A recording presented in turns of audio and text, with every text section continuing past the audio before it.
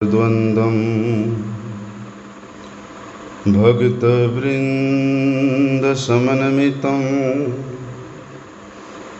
श्रीचैतन्यप्रभुं वन्दे नित्यानन्दसहोदितं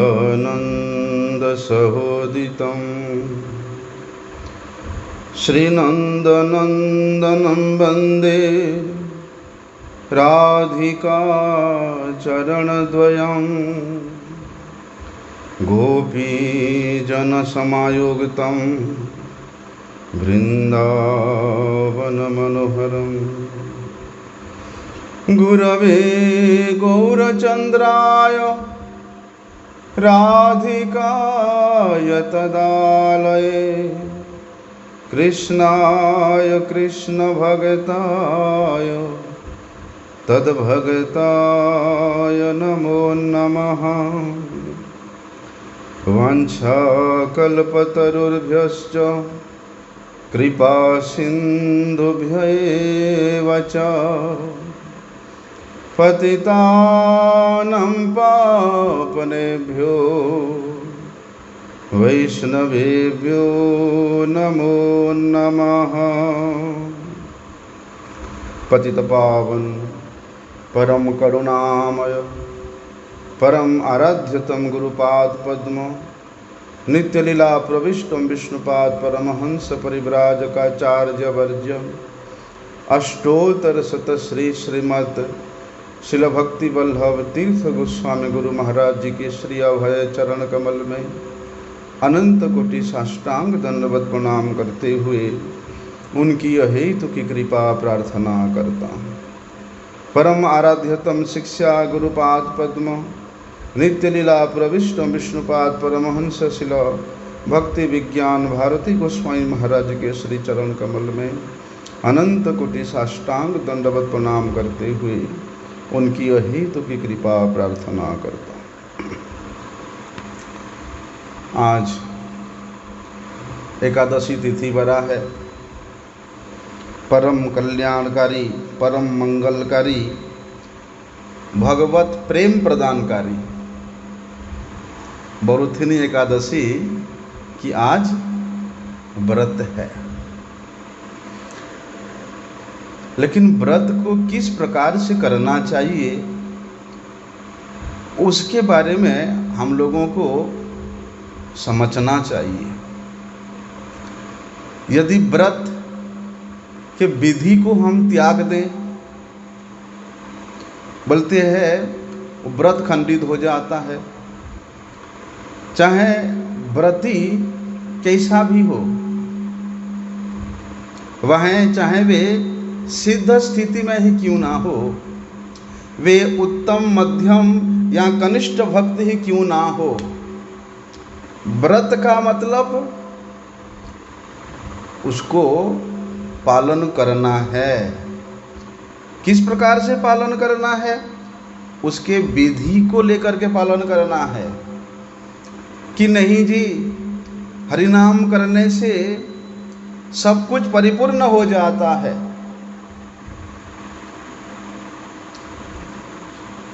हरिनाम करने से किसी प्रकार का कोई विधि में खंडन नहीं होता। लेकिन ऐसा नहीं है। रहने दो, दूर में रखो।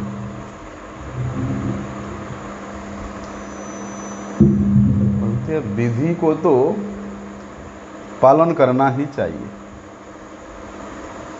विधि प्राप्तत्वम, जीव गोस्वामी पाद कहते हैं विधि प्राप्तत्वम।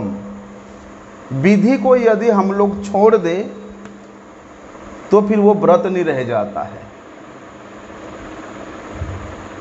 लेकिन हरिनाम करने में कोई विधि नहीं है।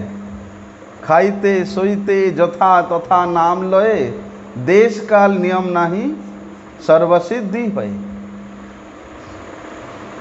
लेकिन उस हरिनाम में रुचि प्रदान करने के लिए, उस हरिनाम के रस को आस्वादन करने के लिए, उस हरिनाम के स्वरूप को अनुभव करने के लिए विधि से युक्त होकर के एकादशी व्रत पालन करना अवश्य कर्तव्य है। इसलिए हमारे शास्त्रों में एकादशी व्रत पालन के विषय में, विधि के विषय में क्या बताया? एकादशी के एक दिन पहले अर्थात दशमी के दिन प्रातः काल मंगल मुहूर्त में अरुणोदय काल से और पहले शैया को त्याग करना पड़ेगा, अर्थात निद्रा को त्यागना ही पड़ेगा। दशमी के दिन की विधि बता रहा हूं। जिस प्रकार से भैया किसी के घर में कोई फंक्शन होता है, विवाह होता है, तो वो विवाह के लिए 1 महीना पहले से तैयारियां चलता है कि नहीं? लेकिन ये हरिभक्ति प्रदायिनी एकादशी व्रत के लिए हम लोगों को 15 दिन पहले से तैयार होना चाहिए। दूसरे एकादशी अर्थात जैसे ही एक एकादशी पार हुआ, दूसरे द्वादशी के दिन से ही आने वाले एकादशी को मैं निष्ठा से पालन करूंगा। उसके लिए प्रयत्न करना पड़ेगा, तैयारी करना पड़ेगा। चलो वो ना हो, एक दिन पहले तो करो, दशमी के दिन से तो करो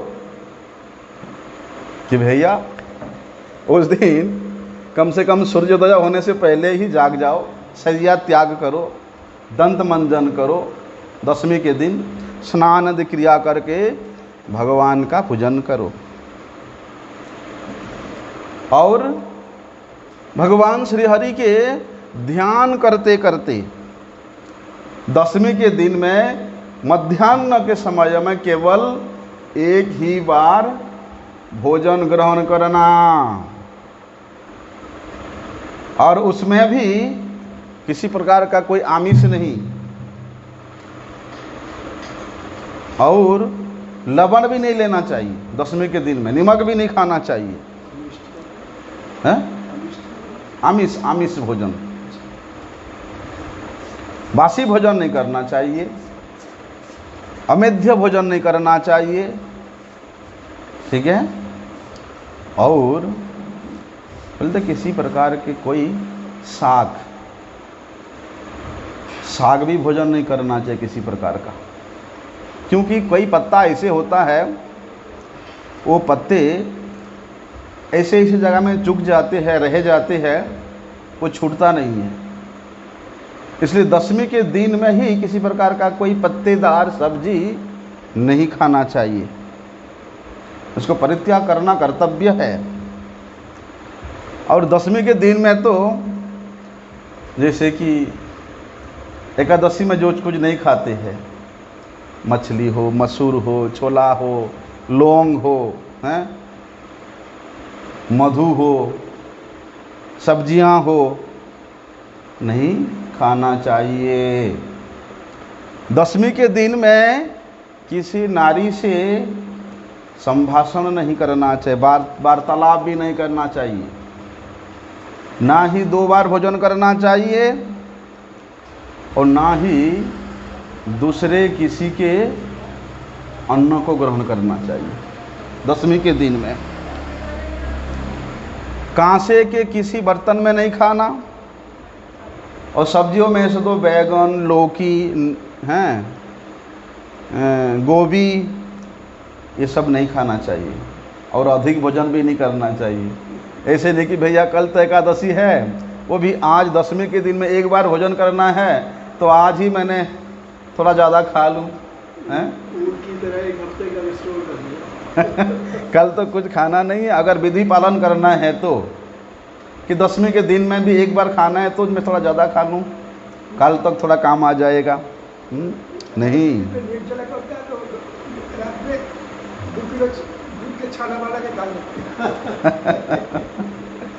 दादू बोलते हैं कि कोई कोई ऐसा है कि भैया कल तो निर्जला करना है एकादशी को, इसलिए दशमी के दिन में ही 2 किलो 3 किलो दूध का छना बना के तो ब्रह्म मुहूर्त से पनीर पहले। बना के खा लेते हैं। तो देखो बोलते हैं ये सब करना निषिद्ध है। तांबुल खाना निषिद्ध है। दशमी के दिन में तांबुल भी नहीं खाना यदि एकादशी शुद्ध रूप से पालन करना चाहते हो। बोलते जिस प्रकार के नियम आप दशमी के दिन में पालन कर रहे हो ठीक उसी प्रकार के नियम द्वादशी के दिन में ही पालन करना। और एकादशी के दिन में तो यदि वास्तव में एकादशी व्रत का फल प्राप्त करना चाहते हो तो दशमी को जिस प्रकार का नियम हम लोगों ने श्रवण किया द्वादशी को भी उसी प्रकार के नियम को पालन करना चाहिए। ना तो दशमी के रात्रि को भोजन करना ना ही द्वादशी के रात्रि को भोजन करना। द्वादशी के दिन में भी अपराह्न में दंत मंजन करना चाहिए। उसके बाद द्वादशी के दिन में संध्या वंदन आदि क्रिया करके परम पद स्वरूप भगवान श्री हरि का ध्यान करते हुए उनका पूजन करना चाहिए।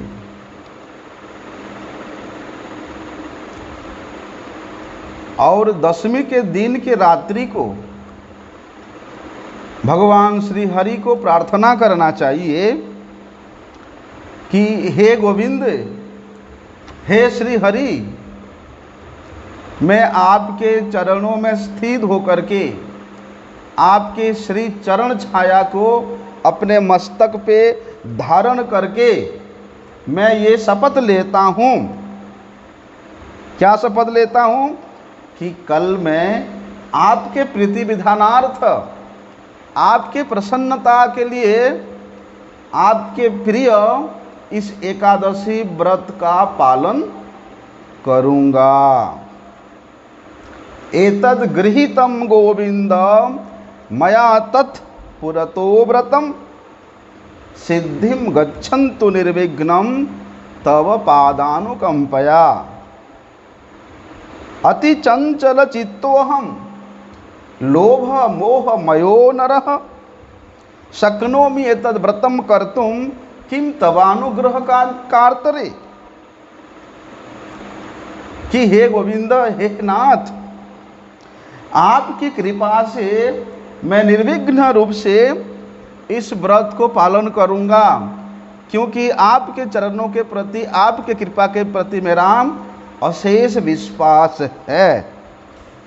मैं जानता हूं कि मैं चंचलमती हूं, लोभ मोह काम क्रोध सब मेरे में भरा हुआ है, लेकिन हे प्रभु आपकी कृपा के सामने ये सब तो भस्मसात हो जाते हैं। इसलिए आपके कृपा के बिना इस व्रत का पालन करने में मैं कभी भी समर्थ नहीं हो पाऊंगा। इसलिए आपके चरणों में मैं शरणागत होकर के आपसे ये प्रार्थना करता हूँ। इस प्रकार प्रार्थना करते हुए पुष्प अंजलि लेकर के भगवत पाद पद्मों में देकर के उनको प्रणाम करना चाहिए। और उस रात्रि को, कौन सी रात्रि को? दशमी की रात्रि को कुश के शैया पर शयन करना चाहिए। एकादशी की रात्रि को तो नहीं सोना, लेकिन दशमी की रात्रि को भी सोना है तो कुश के शैया पर सोना, और द्वादशी की रात्रि को भी सोना है तो कुश के शैया पर शयन करना। एकादशी के दिन में प्रातः मंगल मुहूर्त में कुशाशयन को त्याग करके एकादशी में फिर ब्रश वगैरह नहीं करना, दंत मंजन नहीं करना। यदि एकादशी को दंत मंजन किया तो व्रत नष्ट हो जाएगा। आजकल तो पता नहीं क्या क्या पेस्ट लोग लगा करके करते हैं। अरे राम राम, उससे तो व्रत नष्ट ही हो जाता है। अच्छा, कुछ लोग सोचते हमारा एकादशी व्रत तो हो गया, अभी द्वादशी के दिन में हम प्रातः तो उठेंगे, उठ से स्नान करेंगे तो ब्रश कर लें, स्नान से पहले ब्रश करना चाहिए। नहीं, यदि आपके पारण करने का समय नहीं हुआ है तो आप द्वादशी के दिन में प्रातः काल भी ब्रश नहीं कर सकते हो, टूथपेस्ट नहीं कर सकते हो, खाली ब्रश तो कर सकते हैं। खाली ब्रश कर सकते हो। हैं। हाँ, ऐसे बताया है कि 12 बार जल लेकर के उंगली में ऐसे करके आप कुल्ला कर सकते हो, मुख शुद्धि कर सकते हो। उसके बाद स्नानादि क्रिया करके मंगल आरती करना, फिर ठाकुर जी का श्रृंगार करना, ठाकुर जी का दुग्धाभिषेक करना, इस प्रकार का विधि है। और एकादशी के दिन में तो दूसरे के निंदा करना अर्थात परचर्चा करना छोड़ ही देना चाहिए। जुआ खेलना, एकादशी में ना तो दिन में सोना और ना ही रात को सोना, शयन को बिल्कुल वर्जन करना चाहिए। कुछ लोग क्या करते हैं, एकादशी व्रत पालन करते हैं लेकिन उसके साथ में वो लोग खाने के बाद थोड़ा थोड़ा तंबाकू भी खा लेते हैं। नहीं, तांबुल चबाना भी मना है, झूठ बोलना पाप है, हैं? और जो व्यक्ति पापी है ऐसे व्यक्ति के साथ वार्तालाप भी नहीं करना, ना तो किसी के प्रति क्रोध करना, ना किसी के प्रति अत्यधिक स्नेह करना। अगर करना है तो केवल भगवान नाम के प्रति ममतायुक्त होना, भगवत सेवन के प्रति श्रद्धायुक्त होना। क्या करना? उपवासस्तु बोलते हैं। उपवास का वास्तविक अर्थ क्या है? तद्गुणैः सह, भगवान श्री हरि के गुण कीर्तन को लेकर के, भगवान श्री हरि के नाम संकीर्तन को लेकर के संपूर्ण दिवा और रात्रि व्यतीत करना। वैष्णवों के साथ बैठ करके श्रीमद् भागवत का श्रवण करो, हैं? चैतन्य भागवत, चैतन्य चरितामृत, इसका श्रवण करो। श्रील भक्तिविनोद ठाकुर जी, नरोत्तम दास ठाकुर जी, रोचन दास ठाकुर जी के रचित उन भजनों भजनावली को कीर्तन करो। इस प्रकार करते करते रात्रि व्यतीत करना चाहिए। पुनः द्वादशी के दिन प्रभात काल में उठ करके समस्त क्रिया करके मंगल आरती दर्शन करके भगवान श्री हरि का अर्चन करके दुग्धाभिषेक करके श्री हरि को स्नान कराना चाहिए। फिर बाद में चरणामृत लेने के उपरांत द्वादशी का पारण करना चाहिए। अगर भैया किसी का सामर्थ्य है तो कुछ वैष्णवों को बुला करके हैं भोजन कराना चाहिए। इस प्रकार निर्दिष्ट समय में एकादशी व्रत का पारण करना भी परम आवश्यक है। यदि समय के अनुसार पारण नहीं करेंगे अर्थात उस विधि को पालन नहीं करेंगे तो बोलते हैं उसमें व्रत वैगुण्यता दोष लगता है। इसलिए उस व्रत वैगुण्यता दोष से बचने के लिए हमेशा वैष्णवों के अनुगत्य में रह करके ही इस व्रत को पालन करना चाहिए। 2 मिनट महामंत्र करो, मैं ठाकुर जी का आचमन दे के आता हूँ।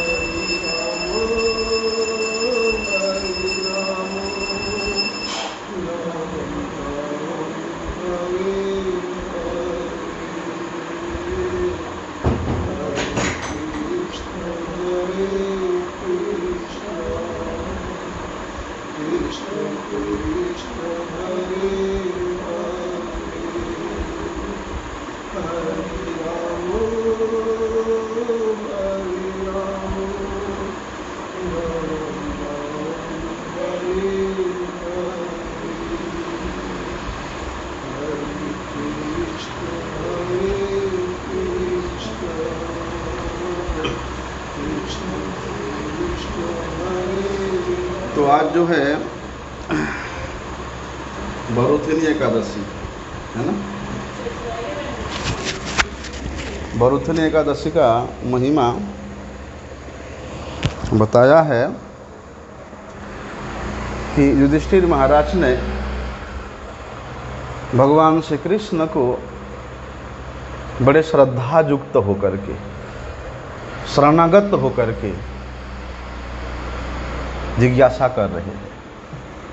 क्या जिज्ञासा कर रहे हैं कि ये वैशाख मास के कृष्ण पक्ष में जो एकादशी आती है उस एकादशी का क्या नाम है। अरे हे भगवान, उस एकादशी का महिमा क्या है, आप कृपा करके मुझे बताइए।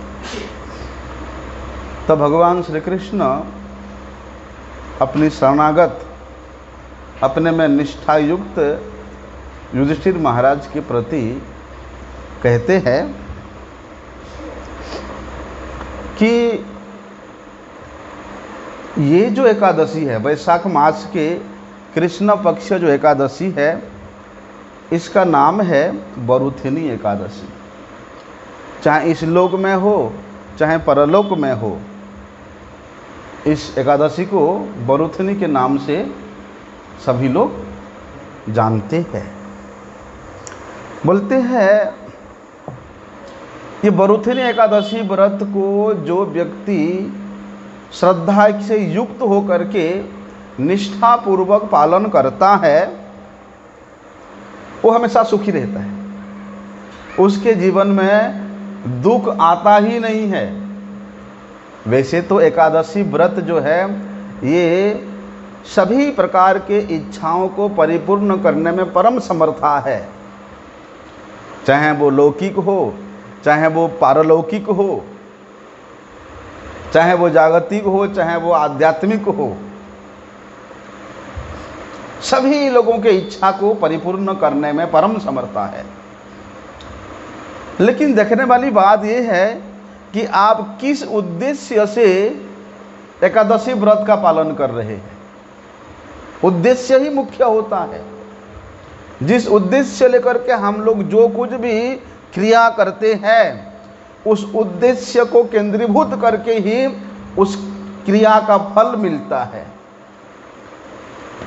यदि भोगेच्छा लेकर के, कामेच्छा लेकर के, स्वर्गेच्छा लेकर के हम लोग एकादशी व्रत पालन करेंगे वो अवश्य मिलेगा, लेकिन हरि प्रसन्नता के इच्छा उद्देश्य लेकर के, हरि के प्रीति विधान के उद्देश्य से लेकर के यदि हम लोग एकादशी पालन करेंगे तो एकादशी अत्यंत प्रफुल्लित होकर के, आनंदित होकर के, प्रसन्न वदन होकर के हम लोगों के चित्त वृत्ति को भगवद पाद पद्म में समर्पित कर देती है।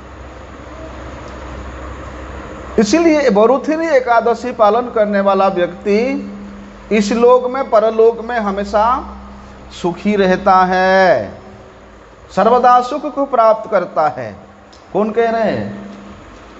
भगवान श्री कृष्ण कह रहे हैं और कहते हैं ये एकादशी, बरुथिनी एकादशी पालन करने से सभी प्रकार के पाप तत्क्षणात् नाश हो जाता है और उस व्यक्ति के सौभाग्य का उदय, अभ्युदय हो जाता है। और जिस समय व्यक्ति के सौभाग्य का उदय होता है, भाग्योदयेन बहुजन्म समर्जितेन सत्संग प्राप्यते च पुंभिः, तब कृष्ण रसिक भक्तों के श्रीमुख से, कृष्ण रसिक भक्तों के संग में हरि कीर्तन, हरि कथा श्रवण कीर्तन करने का सुयोग मिलता है। और बोलते हैं जो स्त्री, विशेष रूप से स्त्री इस व्रत की पालन करती है तो उसको तो परम सौभाग्य की प्राप्ति होती है।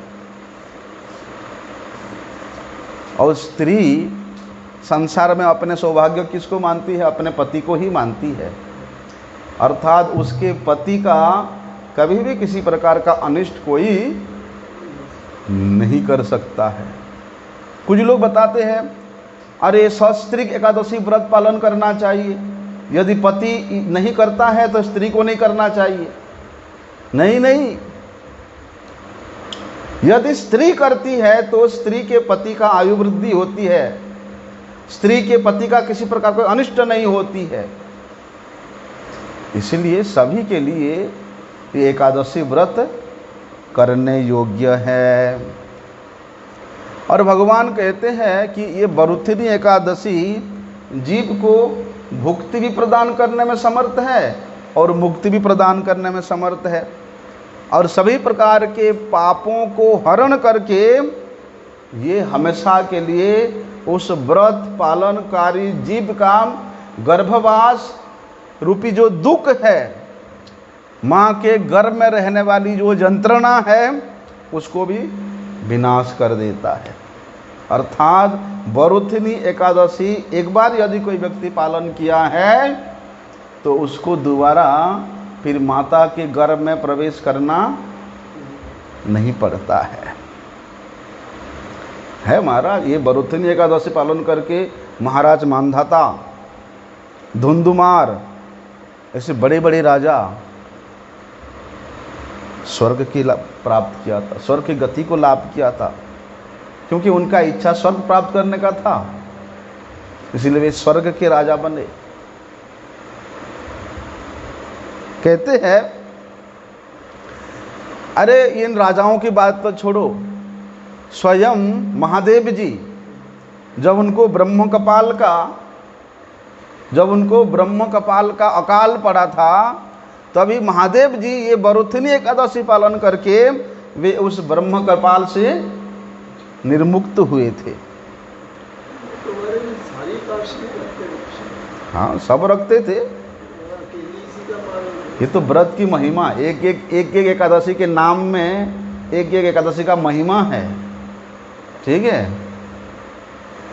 और कहते हैं कि भैया 10,000 वर्ष तक तपस्या करने से जो फल मिलता है, केवल ये बरुथिनी एकादशी पालन करने से वे फल की प्राप्ति हो जाती है।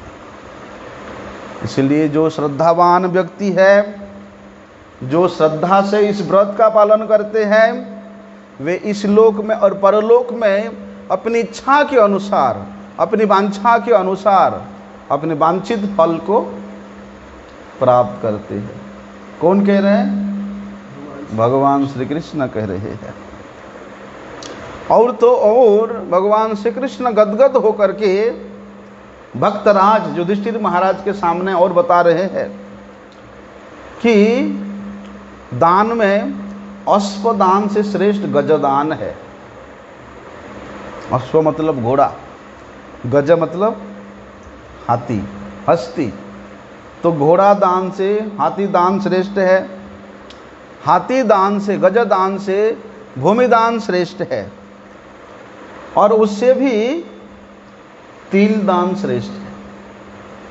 हाँ, तिल दान हाथी दान से भी श्रेष्ठ है, और तिल दान से स्वर्ण दान श्रेष्ठ है, और स्वर्ण दान से भी बोलते हैं अन्नदान श्रेष्ठ है। अन्नदान से श्रेष्ठ कोई दान है ही नहीं, ना ही कभी होगा। है एकादशी को नहीं, जब एकादशी को तो स्वयं भी किसी को अन्न ग्रहण नहीं करना चाहिए, ना किसी को देना चाहिए। द्वादशी के दिन में बोलते ब्राह्मण वैष्णवों को बुला करके उनको भोजन करा करके उनको दान देना चाहिए, समर्थ है तो। वो महापुण्य प्रदान करने वाला है। अन्नदान से श्रेष्ठ दान और है ही नहीं। क्यों भैया? क्योंकि पितृगण, देवतागण, मनुष्यगण ये सब अन्न के द्वारा ही तृप्ति होते हैं, अन्न के द्वारा ही तृप्ति प्राप्त करते हैं। लेकिन पंडितगण कहीं कहीं कन्यादान को श्रेष्ठ दान के रूप में वर्णन करते हैं, लेकिन कन्यादान को अन्नदान के समान ही कहते हैं।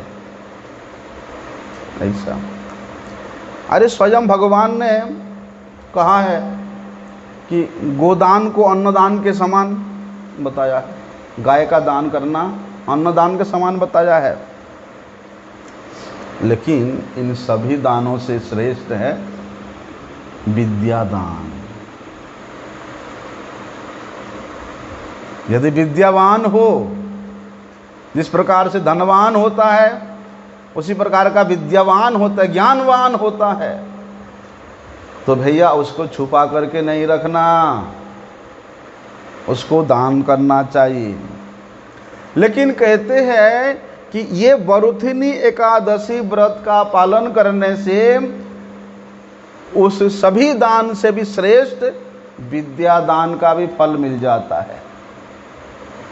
जिस प्रकार भगवान मुकुंद के श्री चरणों में शरणागत हो जाने से वो जीव, उस मनुष्य सभी प्रकार के ऋण से मुक्त हो जाता है, ठीक उसी प्रकार केवल एकादशी वरुथिनी एकादशी व्रत पालन करने से उसको सभी प्रकार का दान का फल भी मिल जाता है। कुछ लोग क्या करते हैं, मंदबुद्धि लोग, पाप बुद्धि लोग अपने कन्या के द्वारा जो उपार्जित धन है उसी से अपना काम चलाते हैं, उसी से जीवन धारण करते हैं। लेकिन नहीं, कन्या के धन में यदि कोई अपना जीवन यापन करता है तो उस व्यक्ति का सभी पुण्य खत्म हो जाता है, उसको अनेक वर्ष तक नरक में रह करके नरक का यातना भुगतना पड़ता है। इसलिए भैया किसी भी परिस्थिति में अपनी कन्या के धन को ग्रहण नहीं करना चाहिए। लेकिन देखो, जो व्यक्ति वही कन्या को अनेक प्रकार के अलंकार से सुसज्जित करके उसको दान करता है तो उनके पुण्य की गिनती नहीं है। बोलते स्वयं चित्रगुप्त भी उस अलंकार युक्त कन्या को दान करने वाले पिता के पुण्य का गिनती करने में समर्थ नहीं होते हैं। लेकिन ये वरुथिनी एकादशी यदि पालन करेंगे तो उस कन्यादान से भी अधिक फल लाभ होता है। बोलते हैं कि भैया संसार में कन्यादान नहीं किया तो उसको मुक्ति नहीं मिलता, तो बाबा जी लोग तो कन्यादान करते नहीं हैं, तो उनका मुक्ति नहीं होगा।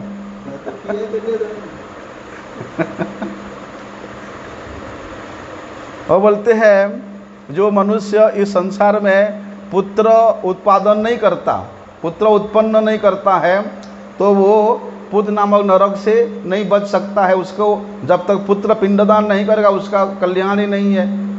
तो बाबा जी लोगों ना पुत्र है ना पुत्री है, तो उनका कल्याण नहीं होगा। देखिए,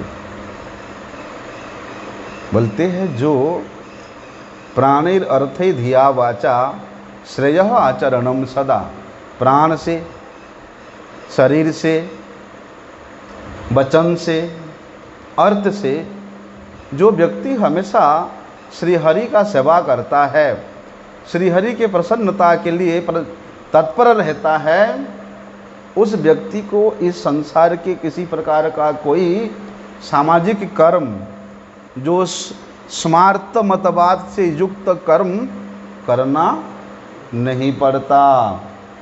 ऐसे कि वेद में जो एक सामाजिक समाज संगठित व्यक्ति के लिए जो नियम बताया है, वो नियम भी उस हरि शरणागत भक्त के लिए करने की कोई आवश्यकता नहीं पड़ता है।